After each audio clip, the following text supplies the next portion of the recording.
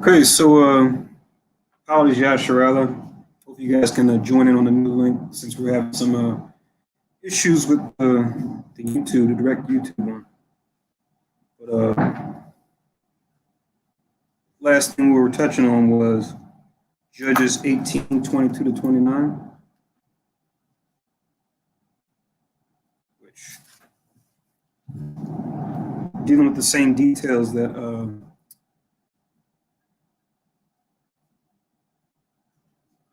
we read about in Joshua 19, talking about how Lamish and Laish, or how did they word it in Joshua 19?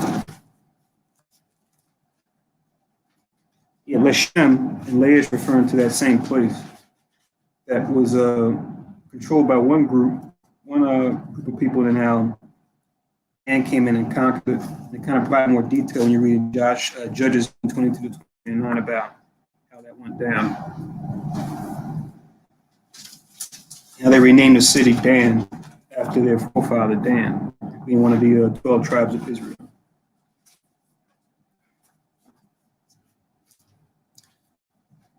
So you link that with Joshua 19:40 to 48. Let's continue on now in Joshua 19 and verse 49, which reads,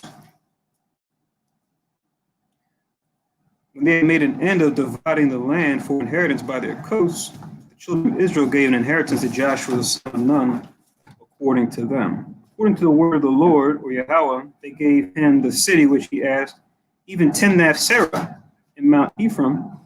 He built the city and dwelt therein. Right? So, Joshua being the chief of the leaders, right, to lead us back in, him being our judge, right? You could say he began the period of the judges, so to speak, right? Since he was our ruler after Moses. But going to now the inheritance he would have in the city Timnath-serah in Ephraim, which is the tribe that he came from, right? Then it says, these are the inheritances which Eleazar the priest and Joshua son of Nun, and the heads of the fathers of the tribes of the children of Israel, divided for an inheritance by lot in Shiloh, before Yahweh, at the door of the tabernacle of the congregation. So they made an end of dividing the country. Right? So if we go to our map again,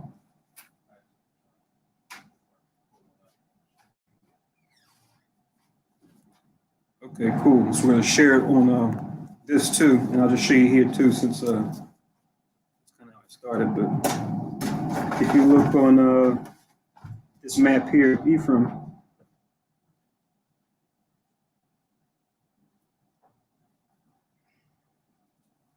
sure Shiloh, but I don't see Timnath-serah on this list.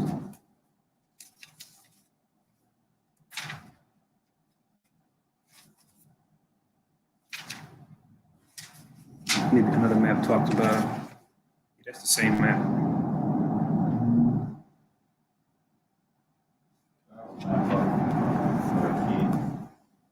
You click on the YouTube tab. I see. This is it. Yeah. Okay, so right around here is Shiloh. So you guys can see here, Shiloh is right around here. Can you see my? You can't see my mouse, right? I can see it. Can they see it online now? Okay.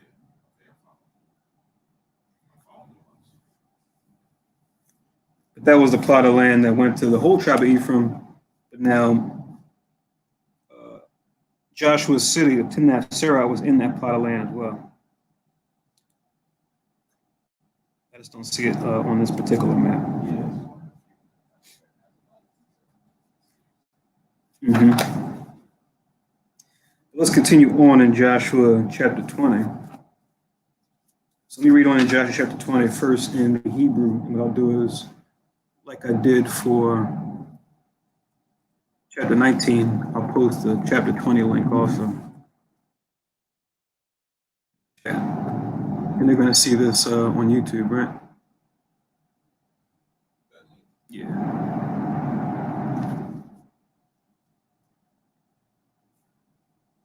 Or do I need to post it somewhere else? No, that's in the chat. Okay, cool. All right, so now this is Joshua chapter 20 by Baria Ra'ash, or in the Hebrew first.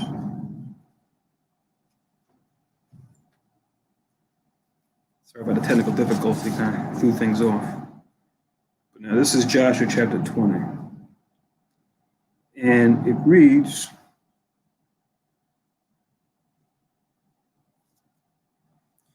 Joshua chapter 20,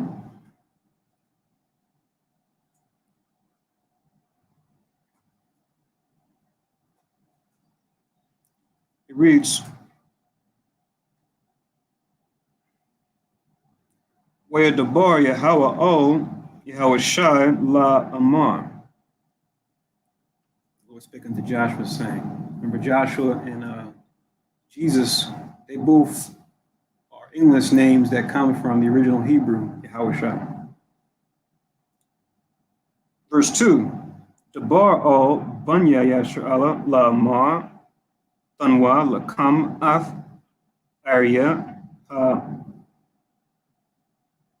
Makwalat Asherah Dabarathia Al-Yakam Bayad Masha. 3. La Nawas Shamha Rawatazak Makha Napash Ba Shagagha Ba Bolya Da'ith Wa Hayawa Lakam La Makwalat Magaol Adam. Verse 4. Nas O Achaf Maha Aryam Oha Waimab Pathak Sha'ir Ha'ir Hadabar Ba Azanya Zakwanya Ha'ayar Ha'ayar Af Da Baryawa wa Sapwa Afwa wa Ayaha Al Yaham wa Nathanwa Lawa Makwawam wa Yashab Aimma. 5.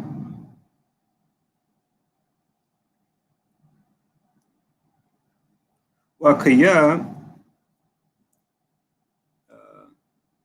Yaradap Ga'o Hadam Akaryawa Wala'a Yasagarwa Af Haratazak Bayadwa Kaya Ba Balya Da'if Haka Af Ra'aihuwa Wala'a Shana Hawa'alawa Makamawo Shalashwa Shalashwam. 6. Wa Yashab Ba'ir Hahaya'a Aid Amadwa Lapanya Ira La Mashapat Aid Mawath Hakahan Hagarawo Ashara Yahya Ba Yamyam Haham Az Yashawab Wa Rawat Tzak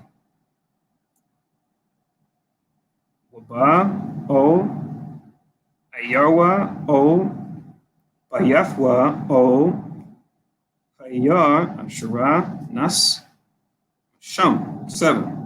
Where Korashwa Af Kodash Galileo Bahar Naphthalia Af Shekam Baham Aparayim Af Koriath Arabai rather Hawa'a Kabarwan Bahar Yahawada. 8. wa ma ibar la Yeridan, Yeriyakwa ma Mazarak ha, Funwa af Batazor ba Madabar ba Mashiyar ma Matha Raban wa af Ramaf ba Galaid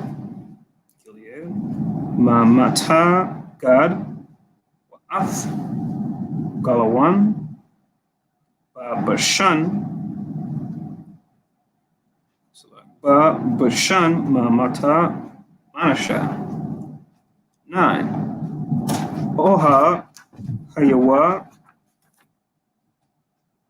Arya ha Mawa'idha Lakol Banya Yashrala wa la Gar Hagar ba Thawakma la Nawas Shamha Kol Makha Napash ba Shagagha La'a Yamawath Bayag Gaal Hadam Aid Mawa Lapanya Aidha.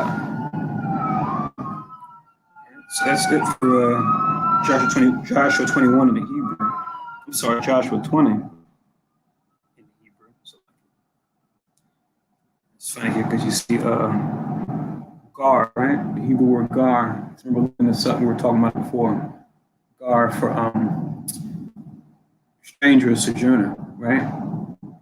You'll see a different Hebrew word based on the context when you're talking about heathen versus talking about our people that were just a stranger, who weren't part of the Commonwealth. We might have been traveling or far away or scattered for one reason or another, and then coming back to keep this law, or we're in the vicinity, and how's the law applied to them that aren't particularly tied to a plot of land, right? Because that's usually what the stranger sojourner was. They didn't have a family to claim. They may have had a family to claim, but they definitely didn't have an inheritance, per se, to claim. That kind of stranger sojourner. You see that Hebrew word here for that, for this particular sojourner. Because sometimes one or the other. And we can always look at the original text and the original language for confirmation there. To know, okay, which Gentile are we talking about? Oh, which stranger or sojourner are we talking about, Because when it's an actual stranger, you'll know for sure. And then the word will match up. It'll be a different Hebrew word. But anyway, this is Joshua chapter 20, verse 1 in the English now. Joshua chapter 20, verse 1 reads, The Lord also spake unto Joshua, saying, verse 2, speaking to the children of Israel, saying, Appoint out for your cities of refuge, whereof I spake unto you by the hand of Moses. Right? So they're going to be talking about cities of refuge, which we have laws to deal with this, or laws that were touched on before. And now this is going into the specific cities they want to have, or they want to assign to be cities of refuge. So to link with this whole chapter, just to get the verses that deal with this, you can write down, you can link 20 and 2. Write down Exodus 21.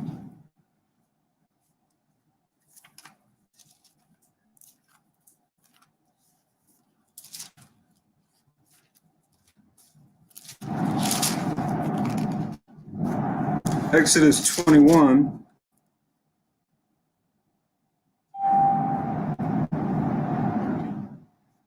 Yeah, 12 to 14. Get the whole thing. I'll read it briefly. Exodus chapter 21 and verse 12 reads, He that smiteth a man so that he die, he shall surely be put to death. Right? This is going into what? Murder, right? Meaning intentional murder, right? There was such a legal phrase, voluntary manslaughter, right? Like, murder with murderous intent, so to speak. Then it says in 13, though, and if a man lie not in wait, but God deliver him into his hand, this is going into what they would call manslaughter, right? You kill somebody, but it's not something that you intended to do, right? Or may have been something that you did due to recklessness, right? It says, if a man lie not in wait, but God deliver him into his hand, then will I appoint thee a place where he shall flee. So this place where he shall flee is what we're reading in Joshua 20. These cities of refuge. So all the cities that we had that were in different plots of land, for the different tribes, we had, as we're going to read in Joshua 20, we had 6 cities in particular, 3 on each side of the Jordan River within our land that we appointed for cities of refuge, where you can go to if you killed someone by accident. Then it says in verse 14, but if a man come presumptuously upon his neighbor to slay him with guile, so this is like premeditated now, as opposed to you killing someone by accident due to like some kind of accident that takes place, right? Be it recklessness or just, sometimes not just reckless, sometimes you just couldn't know, you couldn't prevent it. If a man come presumptuously upon his neighbor to slay him with guile, thou shalt take him from mine altar that he may die. Because anything that touches the Most High's altar burnt offering is holy. That's another law. But to go along with Exodus 21, 12 to 14, you can also get this in Numbers 35. We'll go through it, briefly. So we have the understanding behind how this law works. Remember, we were talking about this during the new moon, right? About the powers that be, elite Esau, how they want to abolish certain things, right? Amongst their secret groups that are doing spiritual wickedness in high places.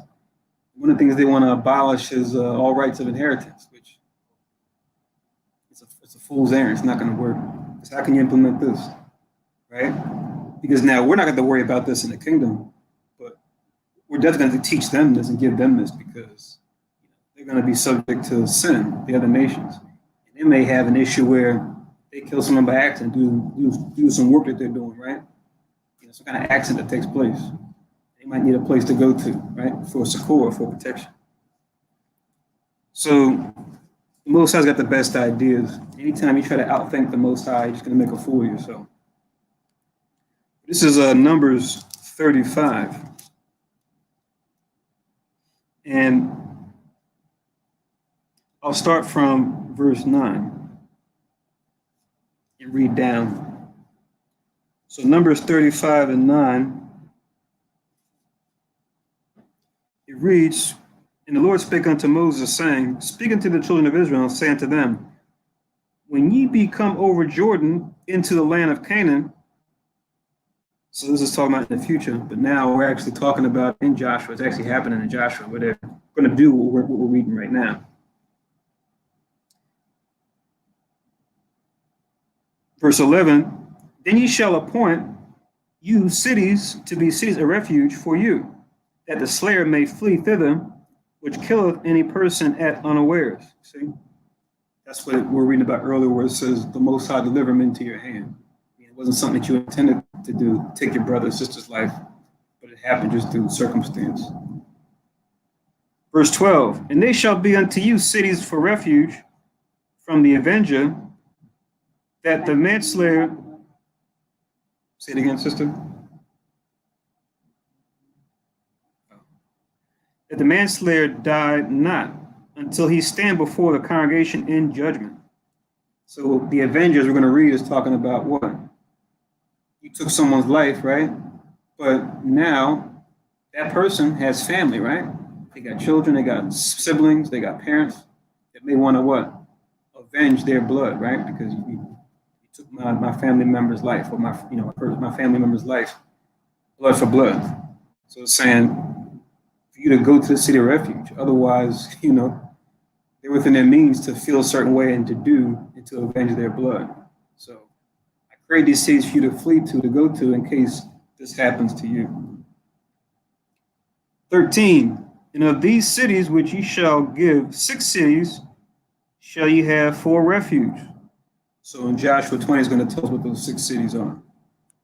Verse 14, you shall give 3 cities on this side Jordan, and 3 cities shall you give on the land of Canaan, which shall be cities of refuge. So it makes sense, right? Because Jordan kind of cuts down the middle somewhat. So wherever you're at in Israel, you have one that you can go to that's close by. You want to go like super far out to get there. Like people are talking about, Esau plays around with the voting system. go to certain places, especially in the South, where folks that travel all throughout the state just to go to one place to vote, right? They might have a limited number of places to vote, vote for a candidate. And they'll have it situated where it'll be in a place where Esau lives, but for Israel to get there, it'll be very difficult for them to get there to cast their vote. Whether that vote actually counts towards the election is another discussion. But just based on that premise alone, it's just like, that's funny stuff. Like, why not have a place everyone can get to that, especially when it comes to people being poor, even the poor of Esau would have trouble getting there if they were far away, because they may not be able to afford they may not have a vehicle or a car. They may not be able to afford bus fare if they make minimum wage, right? It's like, how do you get there? So once again, you can just see the wisdom here behind whether we were wealthy in Israel or poor in Israel, we had a place we can get to, right? Even if we didn't have much to our name.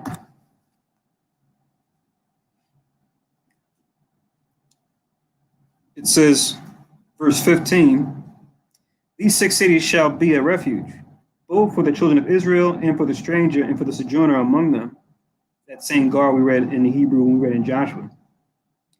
That every one that killeth any person unawares may flee thither, 16. And if he smite him with an instrument of iron so that he die, he is a murderer. The murderer shall surely be put to death.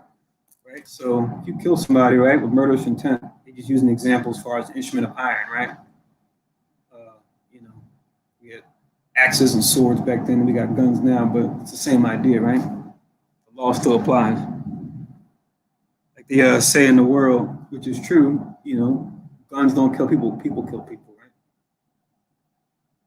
So I'm in verse 17 now. I'm not sure if you were looking for where I'm at. I'm in Numbers 35, and I'm reading 17 now. Okay. So verse 17 says, and if he smite him with throwing a stone wherewith he may die, and he die, he is a murderer. The murderer shall surely be put to death. Or if he smite him with an hand weapon of wood, wherewith he may die, and he die, he is a murderer. The murderer shall surely be put to death. Right? So the Most High always wants to cover all bases. Right? Regardless of whatever material the tool is made out of, right? Whether it be tool made from iron or a tool made from stone or from wood. If you kill someone and do it with murderous intent, you are a murderer. And the avenger of blood, that person from that person's family, can come after you. It says, verse 19, the avenger of blood himself shall slay the murderer. When he meeteth him, he shall slay him. Or if he thrust him of hatred or hurl at him by laying of weight, that he die, or an enmity smite him with his hand, that he die, right? So these are weapons too, right? Bare hands. He that smote him shall surely be put to death, for he is a murderer. The revenger of blood shall slay the murderer when he meeteth him. But if he thrust him suddenly without enmity, or have cast upon him anything without laying of weight, or with any stone wherewith a man may die, seeing him not, and cast it upon him that he die, and was not his enemy, neither sought his harms. Now going into if this happens by accident, right? You could be doing some kind of work, right? And something fall off a roof where you're working, or you're chopping down a tree and the axe head comes off, like you see that one mentioned specifically in the scriptures, right? That's where there's no murderous intent. Or as the scriptures say here, you doing it with enmity, right? That's like what they would say today, murderous intent. It says, I'll read 23. Or with any stone wherewith a man may die, seeing him not, and cast it upon him, that he died, and was not his enemy, neither sought his harm, then the congregation shall judge between the slayer and the revenger of blood according to these judgments. The congregation shall deliver the slayer out of the hand of the revenger of blood, and the congregation shall restore him to the sitting of his refuge, whither he was fled, and he shall abide in it unto the death of the high priest, which was anointed with holy oil. But if the slayer shall at any time come without the border of the city of his refuge, whither he was fled, and the revenger of blood find him without the borders of the city of his refuge, and the revenger of blood kill the slayer, he shall not be guilty of blood. So if this circumstance happens to you, your life's going to change drastically. You're not going to be able to go back to your land, because if you do, that person you killed, even by accident, if they see you, by all means, they can get revenge. That's how this works. Right. It's like if you brought this up into today's time, you see this happen for a couple different reasons. Let's say you're driving in a car and you get in a car accident, right? You in the hood, right? And you know how people act in the hood. And you get in a car accident and you by chance take the life of somebody from that neighborhood in that car, right? Now the neighborhood comes out. What is they likely to do? They likely to get at you and beat you to death or whatever. So usually what happens when you're in that situation in a neighborhood that you don't know, you vote. People flee. So in this sense, it's an accident. You would then say, you know what? I'm going to try my best to drive this car or run as fast as I can to get to the city of refuge. So once I get there, you're like, yo, open up. They chasing me. then you get in. Once you in the city, it's like, all right, you off limits. They can't do nothing to you until the congregation resolves the matter. Then they realize and say, you know what? Yeah, this was an accident. We judged the matter. This is an accident. You're like, all right, cool. But you gotta stay here, right? You can't go back home. You can't go do what you were doing before. Now this is a new life for you now. You spared your life, but you just can't go back to your old life until the high priest, right? He passes on, and then you can go back. Hopefully that slayer is not there no more. Time passed on, whether he traveled somewhere else or he passed on or she passed, whatever. Then you're good. So, like you said, it's a life-changing situation, right? Just by chance that happens, and now you are. And it can happen for many different reasons. Like you said, by chance, the Most High used you as a vessel to now take that person's life. And then you're like, well, dang, now what is my life going to be like? You don't know. You're in the city of refuge and something else comes up. And you're like, yo, I would have never thought this would have happened while I'm here. And so it's a whole different cycle turn of events that happens by chance, according to the Most High's will. Yeah. But that is an interesting thing. If you ever in that position, your life has changed. To mention the persons whose life you took, yep. And just it can weigh on you, even if it's like it was by accident, Yep. And we always hear about. I think you mentioned, the scenario as far as in the neighborhood, but accidents on workplaces, Yeah. You take that into account also. I remember Venus Williams had that happen. She got into a car accident, took the life of somebody, and she said that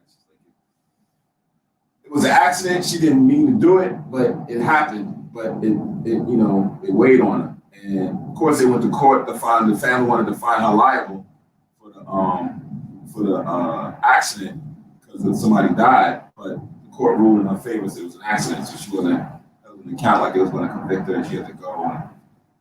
But yeah, it is something that you now got to say, oh, I didn't mean to do it, but I did it. Now, what is that family going through? Right. They lost a loved one because of me. Yeah.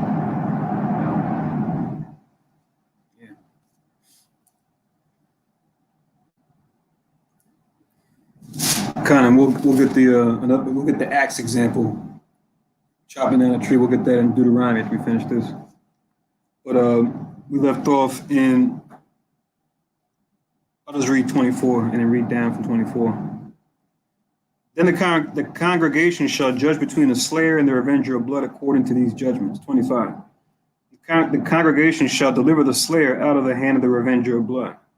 And the congregation shall restore him to the city of his refuge where he was fled. And he shall abide in it until the death of the high priest, which was anointed with the holy oil. So that's, you touched on it, but I didn't touch on it. So how long is he supposed to stay there? Until that death of that high priest, at least. Act with his family to come with him, live in the city. Good question. Yeah. Good question. Yeah. Especially if you've got a new family, you become this accidental manslayer, or you might have an elderly person you're taking care of in your family, right? Depends on you. Can you take them into the city of refuge because you can't just leave them at home by themselves? Yeah, so definitely opens the door for a lot of other questions. I'm guessing that you had those scenarios happen in times past, so the judges at those times would obviously, allow for things that would be beneficial to the person in question.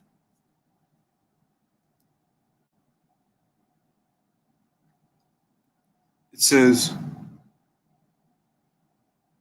26, but if the slayer shall at any time come without the border of the city of his refuge, whither he was fled, and the revenger of blood find him without the borders, meaning on the outside of the borders of the city of his refuge, and the revenger of blood kill the slayer, he should not be guilty of blood, because he should have remained in the city of his refuge until the death of the high priest. After the death of the high priest, the slayer shall return into the land of his possession. That always sparked the question with me, as far as who's to say that, given how long that high priest lives, right? A short while or a long while, that he goes back to his city, but the person is still like, I don't care, Yeah, some time has gone by, but even Stevens, I still gotta take you out, man, because you killed my family member.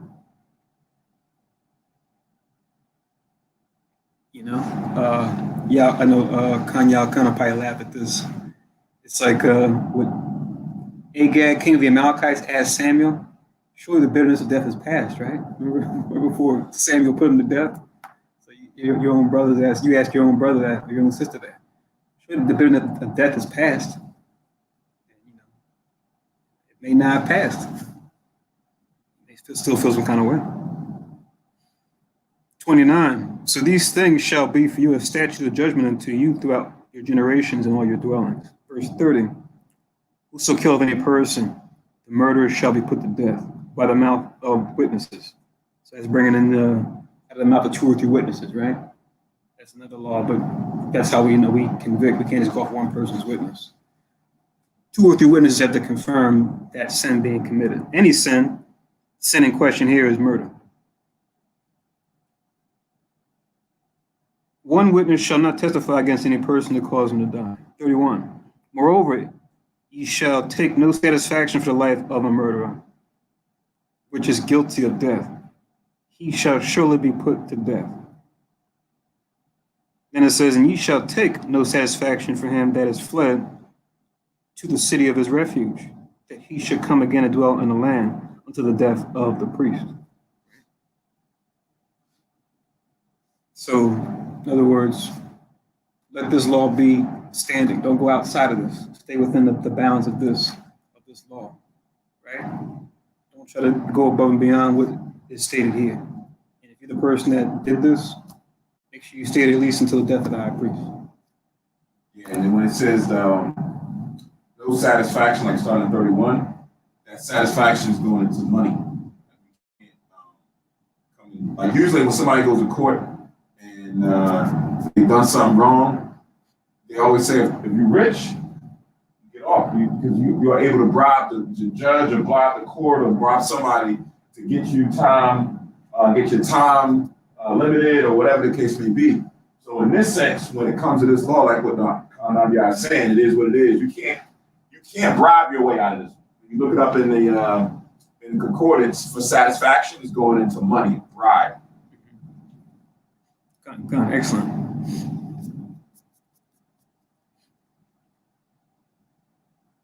"33. So ye shall not pollute the land wherein ye are, for blood it defileth the land, and the land cannot be cleansed of the blood that is shed therein, but by the blood of him that shed it." Right? That's the blood for blood, right? We have a carnal version of that with a lot of the gang initiation, right? You take blood in, blood out, right?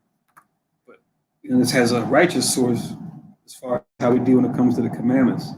And we even see Noah being told this too. Of course, this even goes back even before Noah, but you see it first come up when it comes to the dealings between Abel and Cain, right? As far as the blood representing someone's life.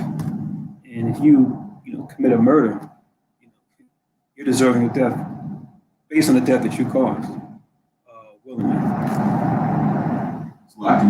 The first part you would understand, like verse 31, where it says no satisfaction, so that you can't bribe your way out of being put to death, right? get yourself off death row. Now you got to go through that because you did this intentionally.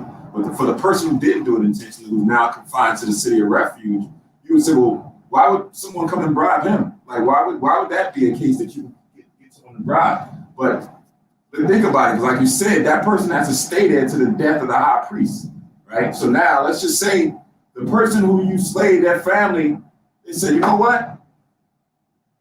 All right, my apologies. You didn't mean it. I accept what the congregation said, that you didn't do this intentionally. So it is what it is. The Most High took your life. I mean, took their life by the hands of you. All right, cool. So now you're like, all right, things is good now. I can go back to my possession. No, you can't. You got to stay here. You fled here for the situation. You got to stay here until the time. Come on, hey, take this money and just let me go. Nah, you can't do that. You got to stay. Come.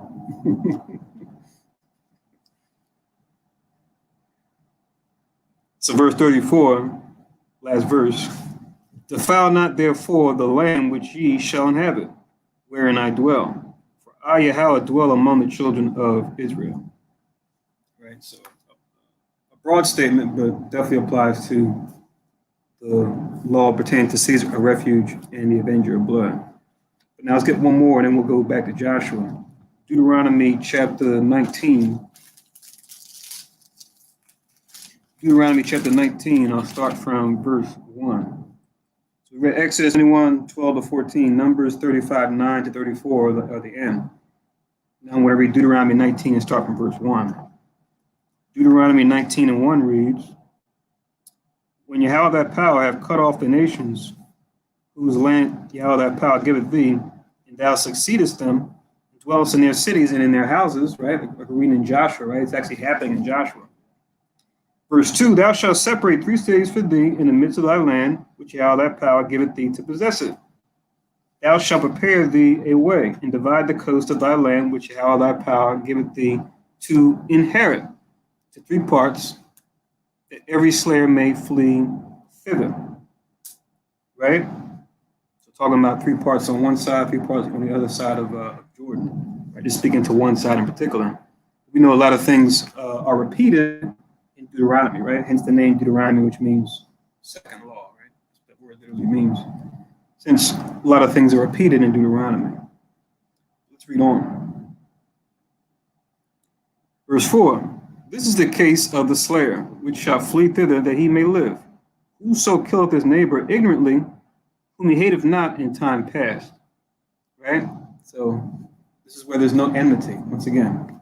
Then it's going to go into an example. As when a man goeth into a wood with his neighbor to hew wood, in his hand fetcheth a stroke with the axe to cut down a tree, and the head slippeth from the helve, and lighteth upon his neighbor that he die. He shall flee into one of those cities and live. Right? So that's the accident on the job, so to speak, right? Where you're trying to operate according to safety. You're trying to chop down a tree according to safety in this case. But, sometimes you get the axe into the tree pretty hard, right?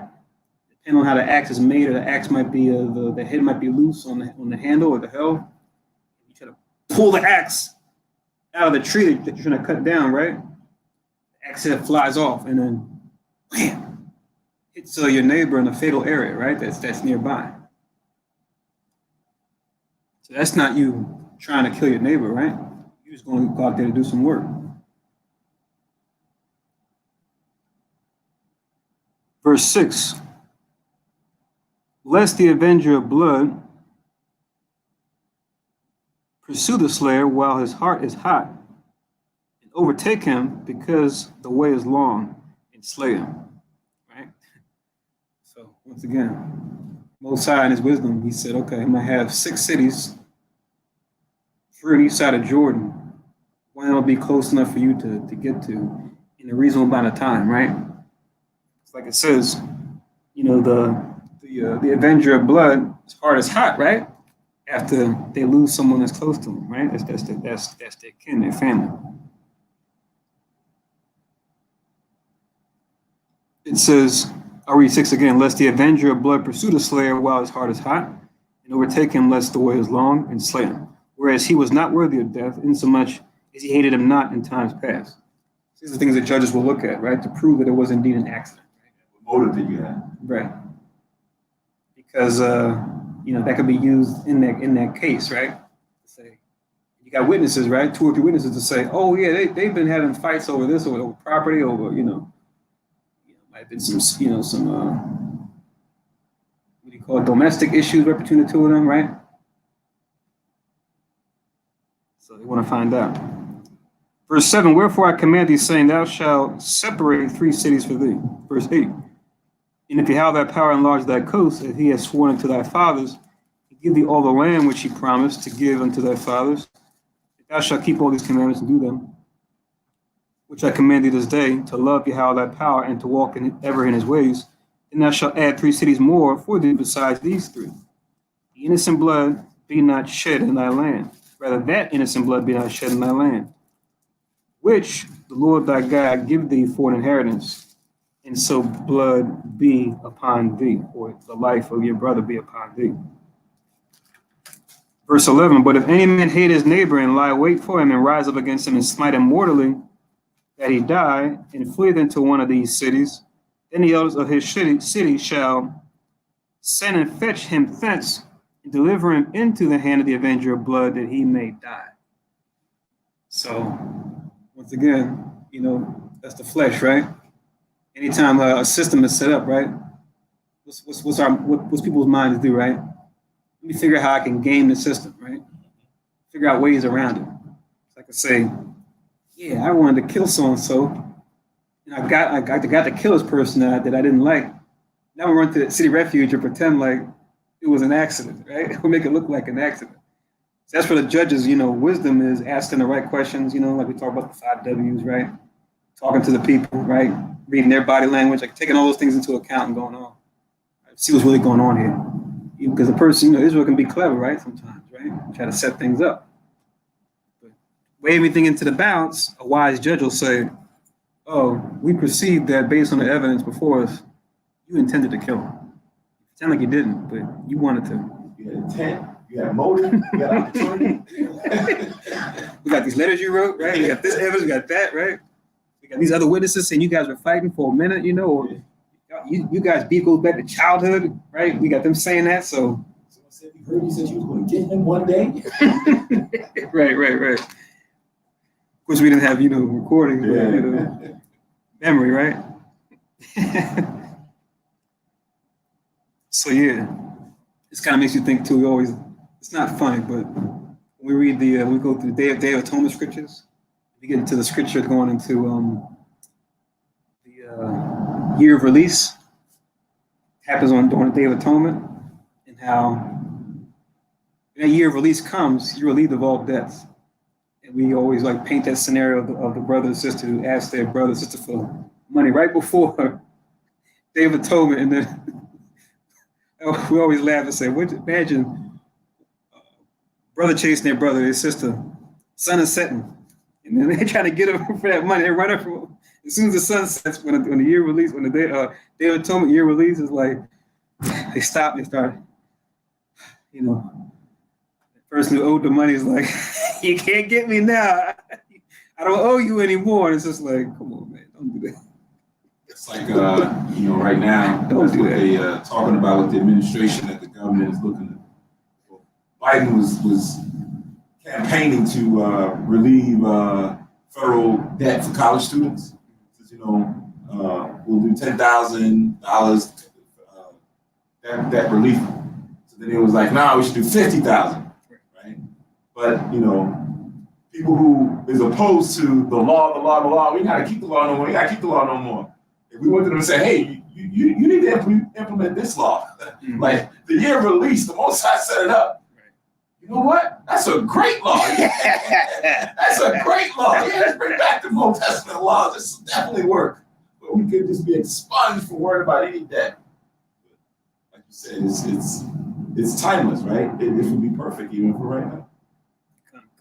Because even in the debt, like when you release the debt, you may say to yourself, oh man, I just lost possession, or I just lost money, or I lost this. You're looking at it wrong, because all the increase comes from the Most High anyway. Exactly. Right? So by you now being not all hurt and everything else, the Most High is looking at your spirit and your heart that you're willing to let this go, let this debt go. He'll bless you on the back end. Right? So that's like, hey, this is how perfect harmony operates. This is how everything works. To deal with the poor and let them keep theirs, and I'll increase your riches. It's like a harmonious cycle that the Lord had. And then even if you lose physically, you gain spiritually, as far as patience, as far as brotherly kindness, all those things. And and outside, someone trying to ask for a loan right before the year of release. Sometimes a situation may happen right at the year of release, and it's not something that they want to, But the person's spirit is like trying to ask for that help right before to get over it. And it's just like, but yeah, definitely things to consider, things to think about, things to meditate on. But where do we leave off? I'll read 12 again, Deuteronomy 19 and 12. This going into someone running to a city of refuge when they're not supposed to.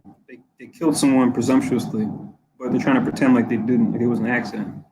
Verse 12, then the elders of his city shall send and fetch him thence and deliver him into the hand of the avenger of blood, that he may die. Thine eye shall not pity him, but thou shalt put him away, rather thou shalt put away the guilt of innocent blood from Israel, that it may go well with thee. Because that'll send that message to say, look, murder is not permitted, right? It's part of the 10 Commandments, right? Thou shalt not murder. So this is not something that we tolerate. And it's definitely not tolerated if it's enforced from the top down.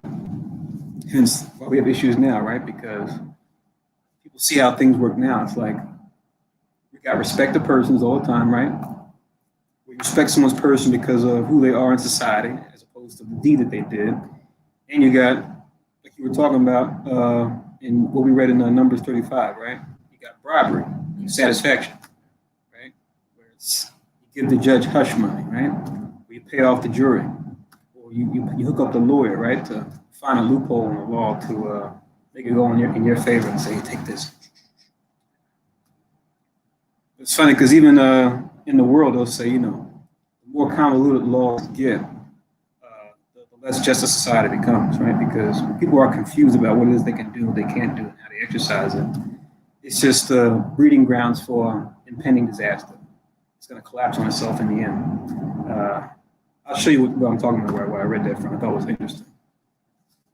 It's from one of their wise men, Esau's wise men saying this. It's just like, yeah, you guys practice with, what he said. You want to believe the Bible, I want you to believe this. So Deuteronomy chapter 19, verse 1 to 13. So all those scriptures deal with the city of refuge. So now in Joshua 20, this one is they're actually setting up those 3 cities on one side Jordan and 3 cities on the other side Jordan. So let's go back to Joshua 20. Let's start from the top. Joshua 20 verses 1, it says, and Yahweh also spake unto Joshua, saying, verse 2, speaking to the children of Israel, saying, appoint out for you cities of refuge, whereof I spake unto you by the hand of Moses. So we just read those examples. Verse 3, that the slayer that killed any person unawares and unwittingly may flee thither, and they shall be your refuge from the avenger of blood. Verse 4, and when one doeth flee unto one of those cities, shall stand at the entering of the gate of the city, and shall declare his cause in the ears of the elders of that city. As we were talking about earlier, right? However you, signal, or you try to get someone's attention that's on the wall, right? Guarding the entrance to the city. It says, and they shall take him into the city unto them, and give him a place that he may dwell among them. If the avenger of blood pursue after him, then they shall not deliver the slayer up into his hand, because he smote his neighbor unwittingly, and hated him not before time. And he shall dwell in that city until he stand before the congregation for judgment, and until the death of the high priest that shall be in those days. Then shall the slayer return and come into his own city and unto his own house, into the city from whence he fled. Right, so just a recap of what we already read in Exodus, Numbers, and Deuteronomy. Now it's going to go into which cities in particular are going to be the cities of refuge. It was interesting because we read the law being instituted before we implemented it. Right? So imagine when we was in the wilderness when these situations happened. Folks were just getting jacked up right there because there was no place to run. We didn't have these cities of refuge. So, it was like preparing us for what we was going to be able to do. But at the time, it's like those growing pains you have to go through. And it's like, okay, now I can, relish in being able to flee if something like that ever happens to me. Now it's implemented in the cities. And that's why even when you look at these the lots, and like you said, it's 3 on this side, 3 on that side. See if I can, as you're going through them, see if I can pull up the map and see exactly where they situated at. They start with the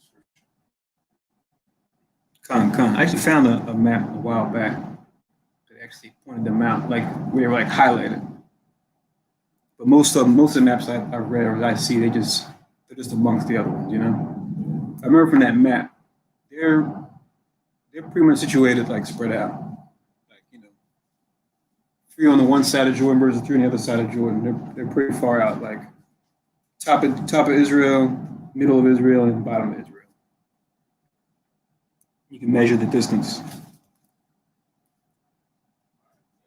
So this is Joshua chapter 20, verse 7. It reads, "And they appointed Kadesh in Galilee and Mount Naphtali, and Shechem and Mount Ephraim, Kirjath Jearim, which is Hebron, in the Mount of Judah." So those being the ones that are east of Jordan, right? Rather west of Jordan. Kadesh in Galilee and Mount Naphtali, that's like North Israel, but like northwest. Then you have Shechem and Mount Ephraim, which is like central west. Then you have Hebron, which is in the mountain of Judah, which is southwest.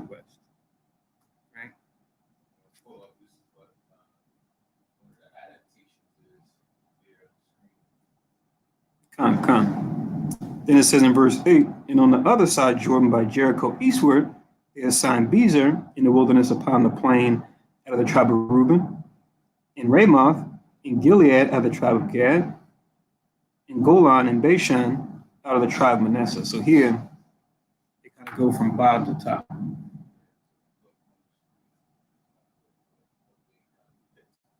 Exactly. So we see where the ones that are west of Jordan are, right? The one all the way at the top is Kadesh.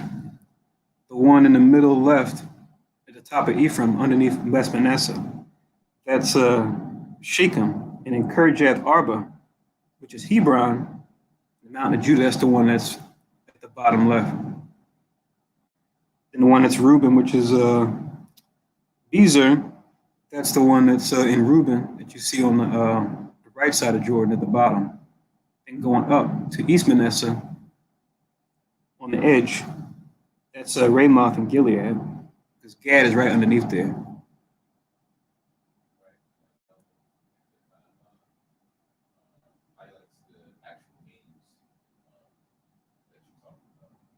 Mm-hmm. And then you got Golan.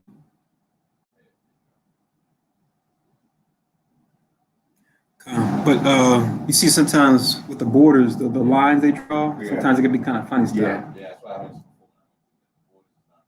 All the same. Like you don't have it, like even when you go down to Judah, depending on the time period that they're going into, it doesn't always go all the way across. But we know that land is theirs, but Philistia is there for Judah. When the scriptures talk about it should go to the sea. Right, but it doesn't have it all. But yeah. Right. So you look at these maps, just always be mindful of the time that they're depicting, and just scholars' error, or scholars' assumption, because sometimes the archaeology just comes up short. Right, we know in part, we prophesy in part. Even those that do the research in the world, along with us, the research too. That know the truth. Sometimes we just take a guess at things. Like, okay, we think it's probably around here because they said this city. This is where the city was located. So for Ramoth, the border of Gad should probably be up a little bit higher. And Golan and Bashan out of the tribe of Manasseh, so the one all the way up top. Verse 9, these were the cities appointed for all the children of Israel, and for the stranger that sojourneth among them, and whosoever killeth any person at unawares might flee thither, and die not by the hand of the avenger of blood until he stood before the congregation. So, given the law, but then we had to implement them. So now we have evidence of here, us actually implementing these laws, namely cities of refuge being established, right? For the those who commit manslaughter without murderous intent, they have somewhere they can go.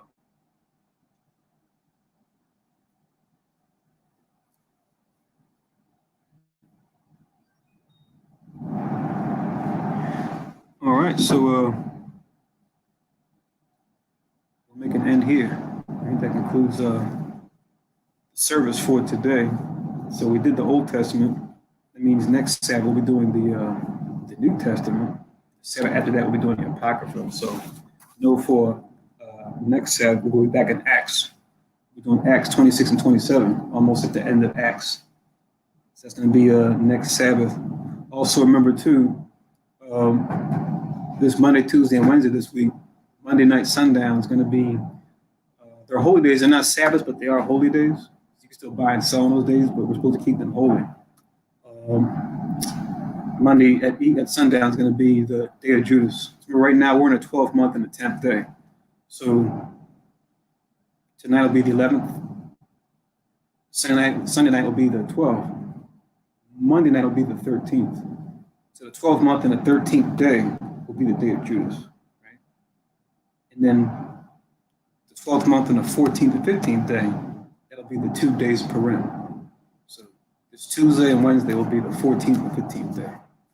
And the Feast of Purim will be officially over Thursday, Sunday, right? So Monday, sundown, and Tuesday, sundown is the day of Judas next week.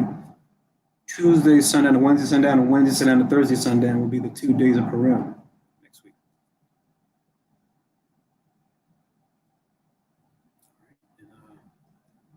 That's it for now.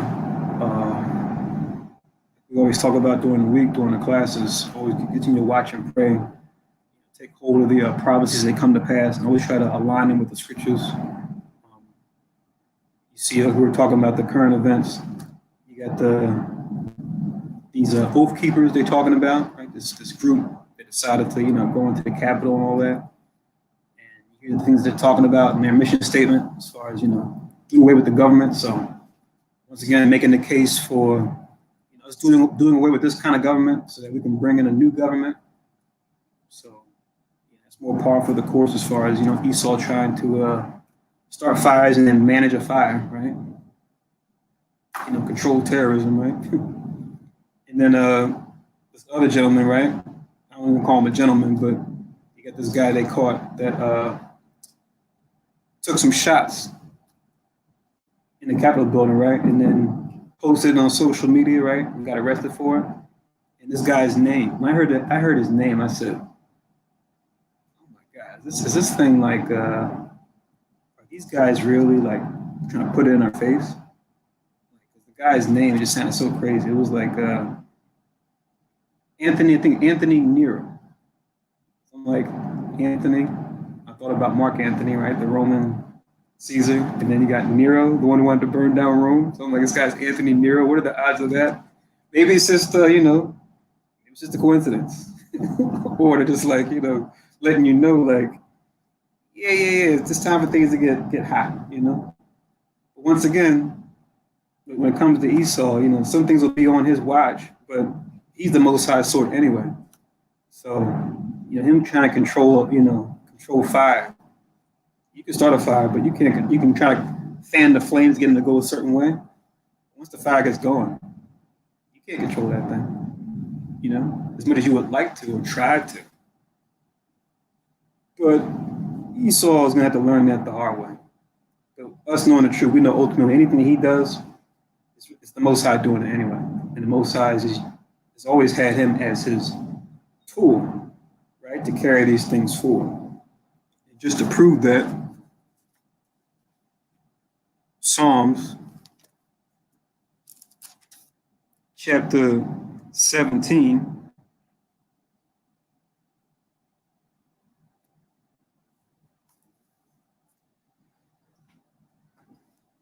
Psalms chapter 17. I'm going to read 13 and 14. So we understand there's one thing about Esau, right? The top dog that's in charge right now, our brother. Anything happening from now till Christ comes back shouldn't be too surprising. Say, oh, that's how the Most High made him. It's to be expected. So Psalms chapter 17 and verse 13, it reads, Arise, O Yahweh, disappoint him, cast him down, deliver my soul from the wicked, which is thy sword. Right? So we know them to be the wicked. You read Job 9:24. But the psalmist here, I think it's David that wrote this, he calls them the Most High sword. And he says in verse 14, From men which are thy hand, O Yahweh, from men of the world, which have their portion in this life, whose belly thou fillest with thy hid treasure. They are full of children, and leave the rest of their substance to their babes. So they'll say, no inheritance for you people, but we're going to be able to have our inheritance, right? We're going to write laws to make sure that we get hand-me-downs, right? Get handouts. Whereas you Israel and you other dark nations, you come here to America, we're to make sure you don't get it. We'll make sure we get it. We keep handing it down. And it keeps increasing in value as the years go on. That's a game they've been playing in America since after Civil War with the Homestead Act, the FHA program, right, with the GI Bill, right, they always make sure to hand out, even for the poor of Esau, to hand them things without earning it. And then making sure that anytime we, as Israel, other dark nations want to partake in the same thing, having us go through the ringer. Well, you got to do this, you got to have that, you got to put this much money down, you got to have this credit score, you got to do this, really what they're saying is because you're not of our nation, you're not going to get it. It goes against their own constitution. So what does that tell you? It tells you Esau's not about the justice they claim, but they're really about dominance. But should we be shocked? If we know who Esau is, we shouldn't be shocked. Before I get to my next verse, what was the interesting piece in verse 13, how the wicked is the Most High sword. Using Esau as his sword, which are thy hand, right? So when you a parent wants to do their child, like he does something wrong, you want to tap that bottom, you want to smack his hand. right? The wicked is in the Most High's hand. That's what he's using to smack that bottom, tap that, right? Right. Come. So the link with Psalm 17, 13, and 14, and Job 9:24, of course. Genesis 27. Genesis 27, 39 and 40.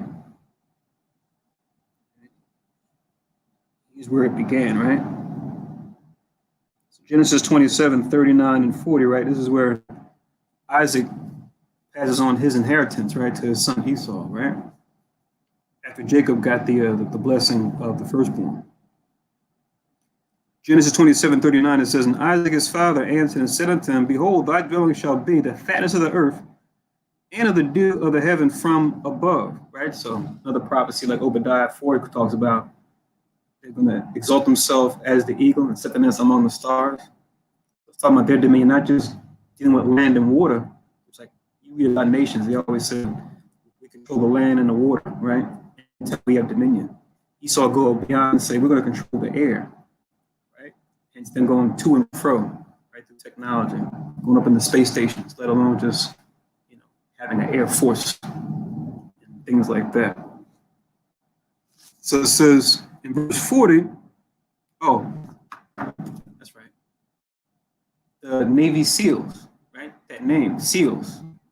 You hear that, you think, okay, it's talking about the ant, why they call themselves SEALs? But you go into why they call themselves the Navy SEALs, that particular specialized branch of the Navy.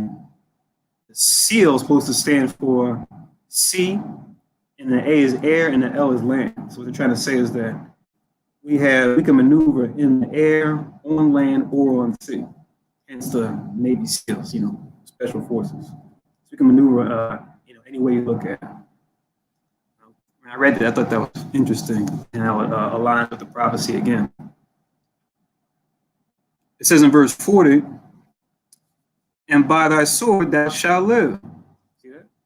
Wicked with a Most High sword. So Isaac telling Esau he's going to live by the sword. And shall serve thy brother.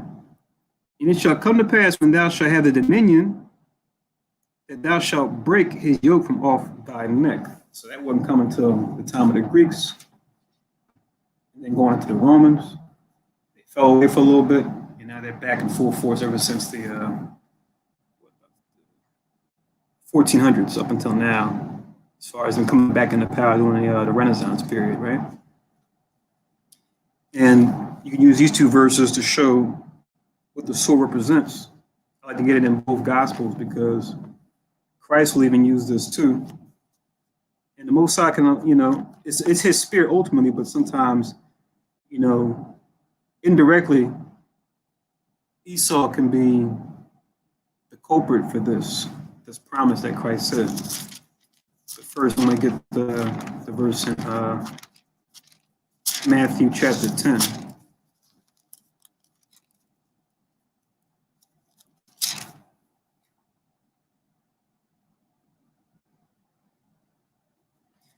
Matthew 10 and 34.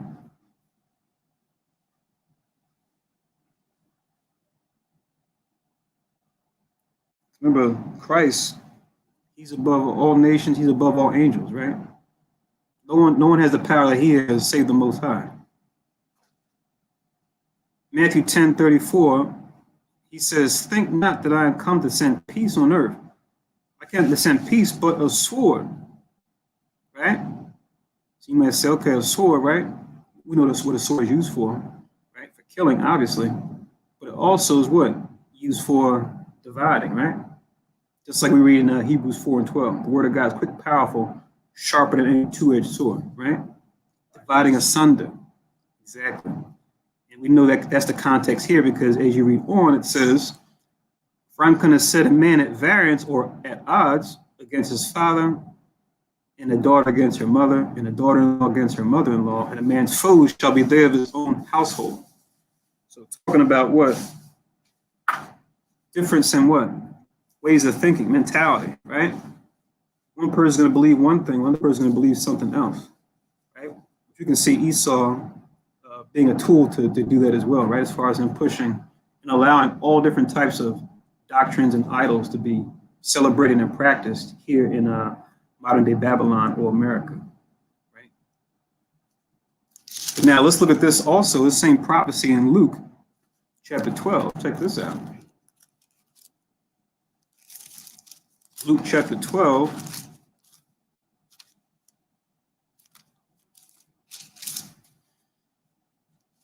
And I'll start at verse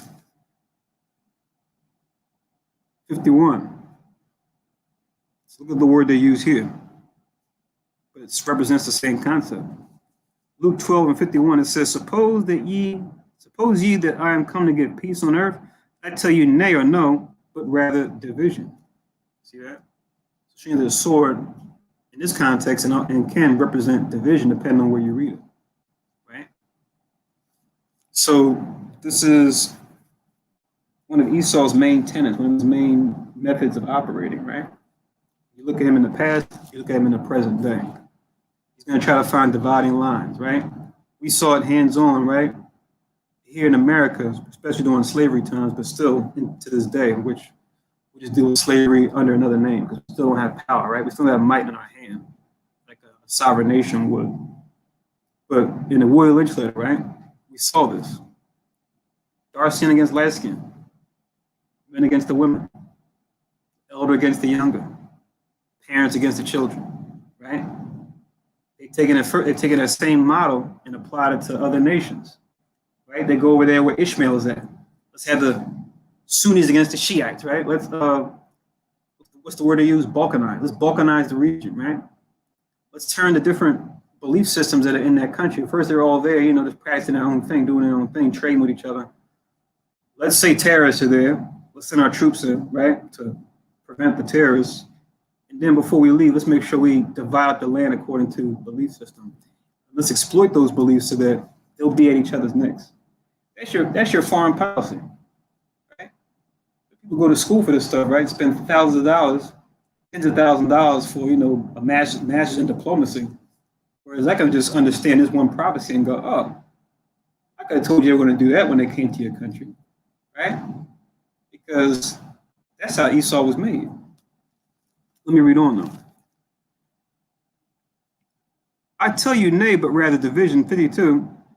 For from henceforth there shall be 5 in one house divided, 3 against 2 and 2 against 3, 53. The father shall be divided against the son against the father, the mother against the daughter against the mother-in-law against the daughter-in-law, and the daughter-in-law against the mother-in-law, right? So more division, right?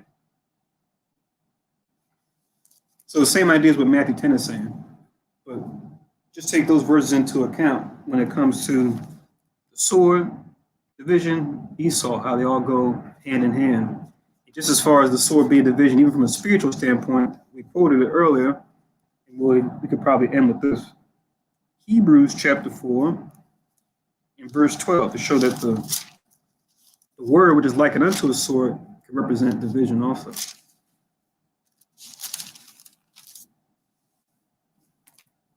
And how we use that from a righteous standpoint when it comes to dealing with matters, whether they be small matters or great matters, right? Trying to understand a thing, trying to figure out what the best decision is to make when it comes to certain matters as judges. Hebrews chapter 4 and verse 12 reads, for the word of God is quicker and powerful and sharper than any two-edged sword, piercing even to dividing asunder, says that division that a sword causes, of soul and spirit, and of the joints and marrow, and is the discerner of the thoughts and intents of the heart. And anyone who's been at camp, watched the camp in person, online, right? Listen to a camp, right? Or just audio alone, you witness this, right? To where people will come to the camp, right? They got their way of thinking already set up. They may be portraying a character that they want you to perceive, right? By not revealing what they are into, what they believe, at least trying to not reveal what they're into. Once scriptures come out, what happens, right? It's like they can't help themselves. As more scriptures come out about things they're saying and doing, right? Even things they're not even saying or doing. The Spirit sometimes we'll bring out a verse. It won't even be the topic, but the person at the camp will hear it, right? See it, and just start wilding out, flipping out, right? Or just get totally depressed, or go off to the corner, or just walk away and just give us the double take, like, how'd you know that? Why'd you say that? Why'd you say that right now? Why'd you say that while I'm here? And it's just like, nothing to do with what you're talking about. Just reading the scriptures, because something we read, something we brought out, struck a vital nerve. That's how the scriptures are. Double-edged, because not only they're sharp, it can cut both ways. You can cut with it, it can cut you too, if you're not aligned with it. So that's why we always say, no matter how far off you've gone, that you know the truth, if you're struggling to stay on that straight and narrow path, if you still can have the Spirit and can still understand there's truth, that means the Most High's mercy is upon you, right? Just make sure that wherever you're at in your walk, just always come clean before the Lord. Don't try to put up a facade with Him. Right? You may not talk about certain things you're dealing with other folks. Okay, cool. Make sure when it comes to the Most High, you don't pretend to Him, because you know He knows.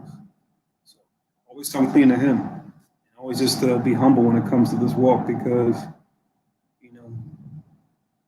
it can be tempting to put too much upon yourself before the time, right? Or it can be easy to kick yourself, because you're trying to improve yourself in righteousness. It seems like every method that you use is just not working. The flesh is getting in the way, or circumstances are getting in the way. So just stay with it. As long as the Spirit's with you, that means He's still working with you. So just try something else. Try something different. Keep praying to the Most High. Keep fasting before the Most High. And you'll break through eventually. So I said a Shar Shabbat earlier. I mentioned the holy days next week. So Most High's will see everybody, hear everybody Monday night first for Day of Judas. At least that'll be the next time we come together in this format. So continue to watch and pray. Watch the prophecies. As prophets and prophetesses, continue to watch and pray. Stay edified and edify your brothers and sisters the best you can, as they will have questions for you as things get worse out here. Shalom, and with that, we'll do the closing prayers.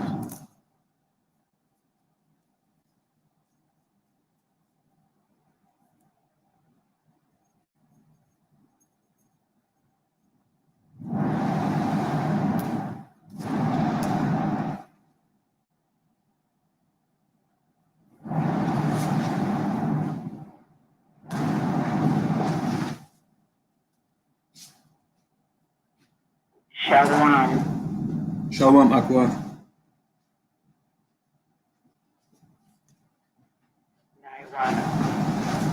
Shalom. Shalom, Aqua.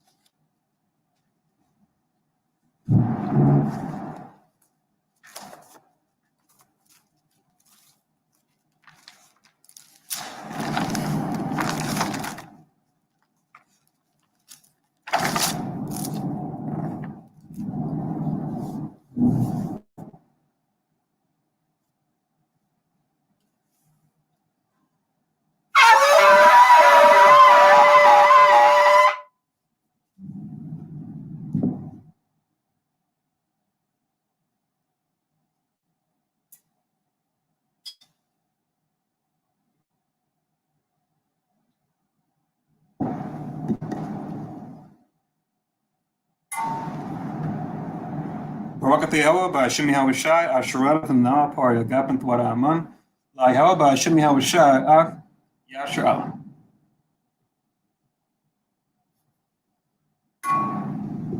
English translation.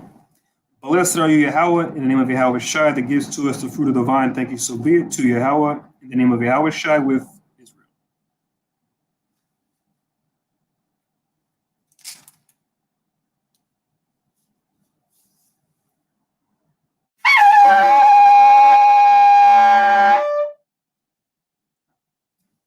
Amadwa, Panyawai Roshlam, stand face Jerusalem.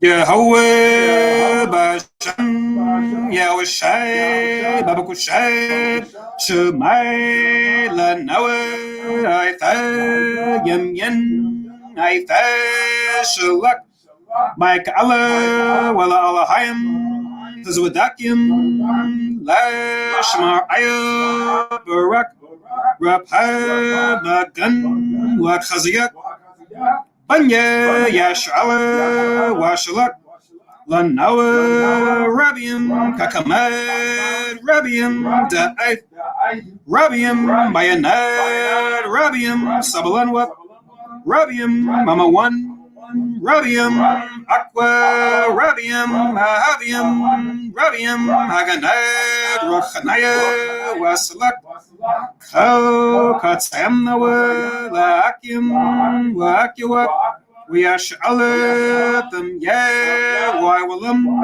Basham Yahoshai Thawadaman.